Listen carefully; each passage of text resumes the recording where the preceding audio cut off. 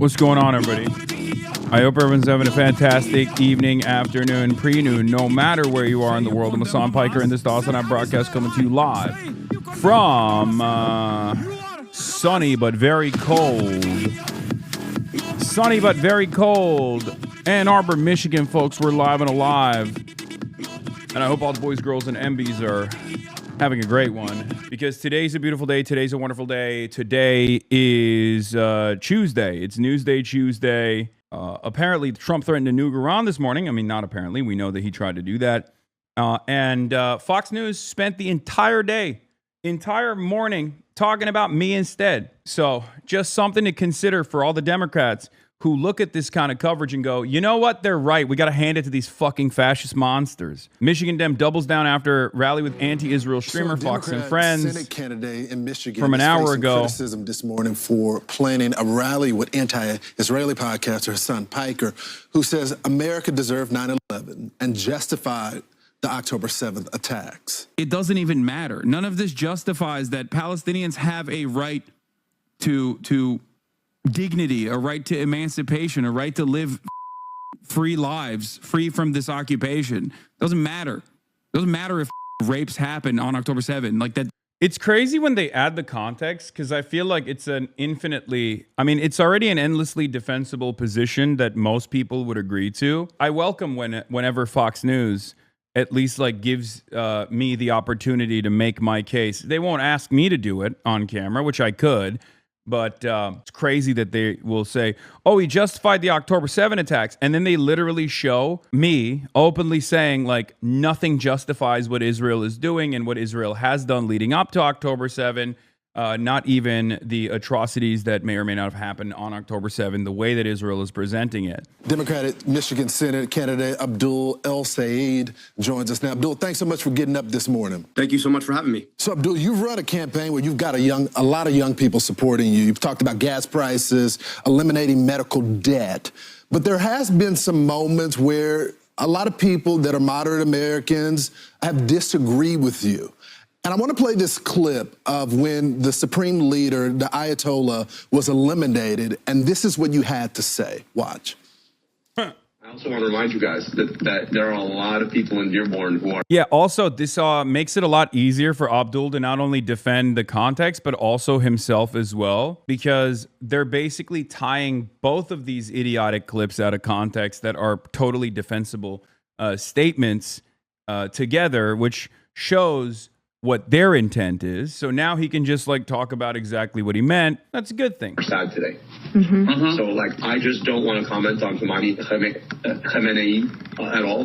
Like, I don't think it's worth even touching that. So Abdul, I guess my question would be, who are those people and why do you still want their support? Well, fast forward 5 weeks on, I think all of us are sad today. Our gas prices are up over $1. We're fighting a war that is taking service members' lives, and we're paying our tax dollars to do it to the tune of $1 billion to $2 billion a day. So I think all of us right now ought to be sad. We just watched a beautiful package about Dude 44 Bravo and his heroic return. And the president said that we leave nobody behind, except for the entire American public is being left behind by a war that is unjustifiable and illegal. So I think I speak for all of us to say that we are worse off in this war than we were before. And I think all of us... Kind of wild that Fox News has listed you as anti-Israel on their news banner. Meanwhile, the Democratic establishment think tanks are going full on with the anti-Semitism claims. Yes, because the Fox News doesn't need to lie. Fox News already can say he's anti-Israel, and their audience will go, oh my God, he's anti-Israel. How dare he be anti-Israel?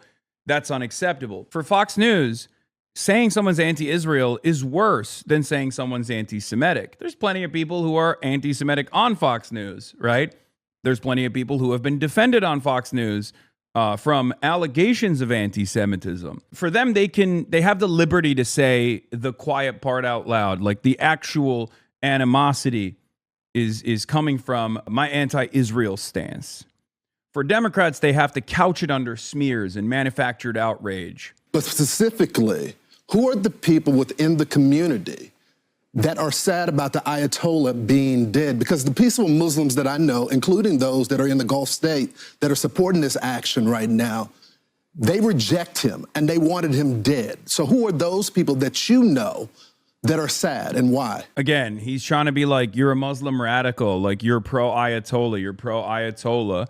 That's what he's trying to fucking present. Once again, ABDUL El-SAYED's response here, I don't know what he'll say, should just be, listen, of course people are upset. We went in and we bombed an entire school. We killed almost 200 little schoolgirls in that opening salvo against the country that was open to negotiations, that was doing negotiations with us. And this was the second time we engaged in perfidy. It's unbelievable. If you're not sad, you don't understand what America's promise is supposed to represent. This is not just about an 87-year-old man and his assassination. This is a much broader problem. Well, look, I'm no apologist for any regime, including our own. And at the end of the day, the question is whether or not a leader focuses on his or her people. Clearly, the Ayatollah did not. And clearly, Donald Trump and this administration is not either.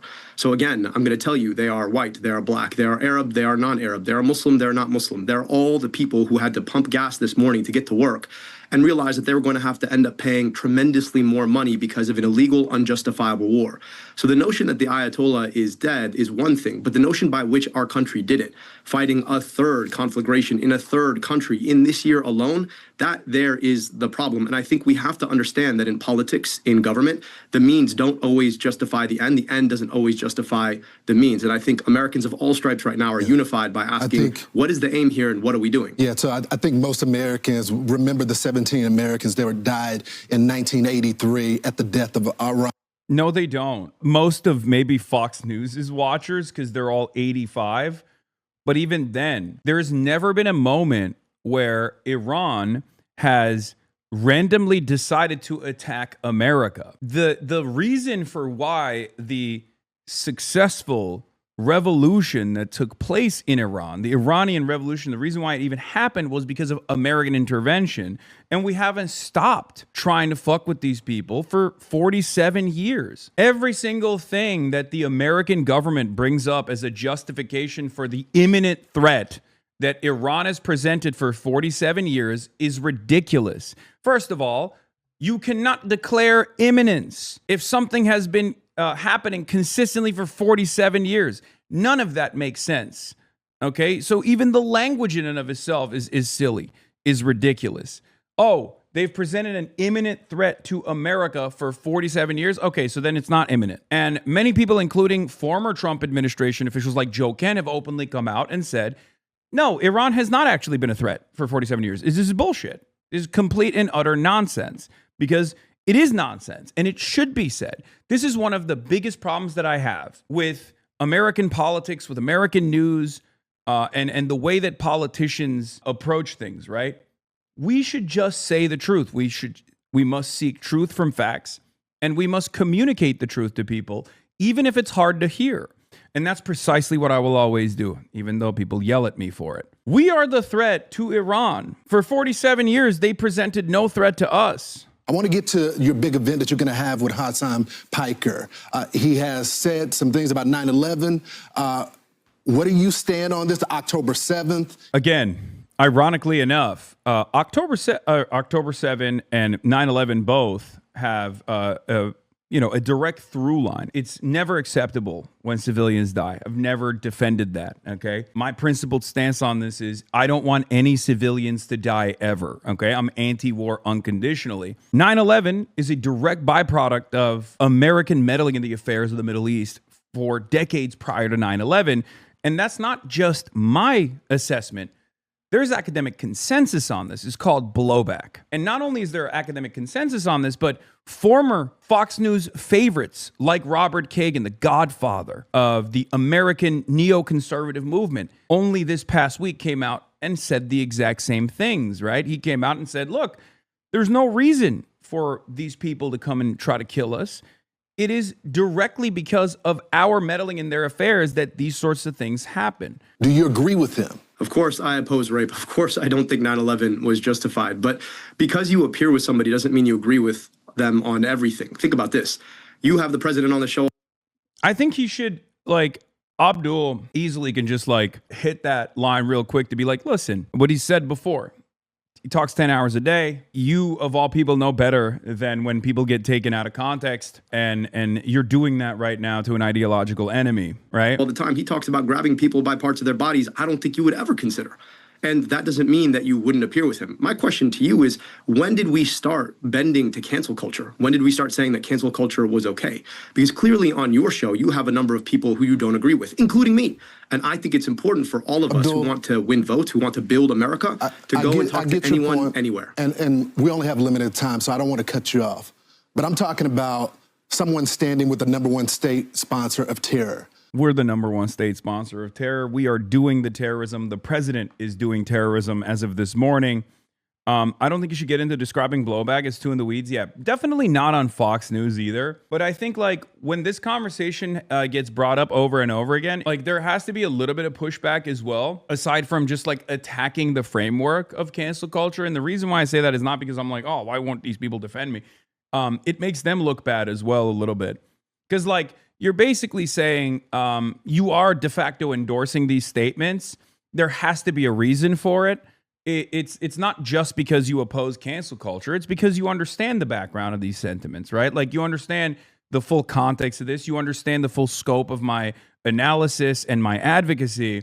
So in a way to defend yourself, don't just claim that this is a principled stance against cancel culture. Because that's going to have limited success after the 11 millionth time that people bring this kind of shit up. I'm happy to have you on to talk about the President of the United States any other time. But would you speak to what he said about... I just think it's... Excuse me. It's important. Yeah, it's a ridiculous thing to do in this morning, of all mornings, if we're even going to talk about language. Because the president this morning said... he is going to end civilization. He is going to murder Iranians. It's a big difference when the president says that, especially when he's in the process of blowing up Iran and murdering Iranian civilians, including little schoolgirls at a school. It's been 38 days of this endless bombing campaign. It's very different than misunderstanding and trying to manufacture outrage around the commentary from a Twitch streamer with statements from 2019 that already was discussed and parsed through endlessly back in 2019 on fucking Fox News. I think everyone understands exactly what's going on here. Well, it's important to talk about context. I'm never going to agree that 9/11 was justified. It was wrong. It was a horrible day for all of us. I'm never going to be okay with the innocent murder of civilians. I condemned Hamas and I condemned that attack on day one. The issue that you're trying to do is paint me out of context quotes, with out of context quotes taken out of context specifically to ask me these questions. And I'm going to play the same game with you. Why is it that you will not condemn the fact that the president of the United States talked about grabbing people by their body parts? Trying to argue phrasing context with Fox News at this point is never going to work as a host is operating from a disingenuous position. It just gets you mired in nonsense. No, the argument always is like, dude, you know better than anybody else when people yell at the president, okay? And there's obviously... it's obviously much more damning when the president is saying unhinged things as the president, not even as a private citizen, but also as the president. It's unbelievable. Anyway, this kind of stuff is a twofer, right? On the one hand, Abdul is trying to farm some sympathetic voters potentially to his side from the Fox News audience, but then also these clips will live on, and this will also make him look good to the liberals as well. That's why he's doing the grabber by the pussy comments. And I would argue that's all part of the same cancel culture game that we should not be playing. So I'm talking to your audience today because I think it's important to have a conversation. Yeah, look, he's on the back foot. That's great. Always, Adam Mockler does this so perfectly. He is so cutting when he goes on these panels, when he has like these right-wing reactionaries on these panels. He's so good at this stuff. He turns into Adam Mogler, right? He'll go on a panel and just be like, you're really going to talk about a Twitch streamer and his statements when your guy, your president, is destroying the global economy? It's unbelievable. What are we doing here? You have a higher standard for leftist Twitch streamers than you do the president? He's the president. Now go ahead and defend the president. That's part of the reason why I think like this kind of stuff is so old school, right? This kind of back and forth is so old school. Like you either have it or you don't. Nobody likes it. Everybody does it when it comes to cancel culture. Everybody loves cynically weaponizing quotes to smear their opposition. Nobody wants to have a real conversation about any of this stuff. It's very frustrating. You know, Donald Trump is threatening nukes, and these guys very clearly want to talk about a fucking Twitch streamer. They're doing this as a distraction.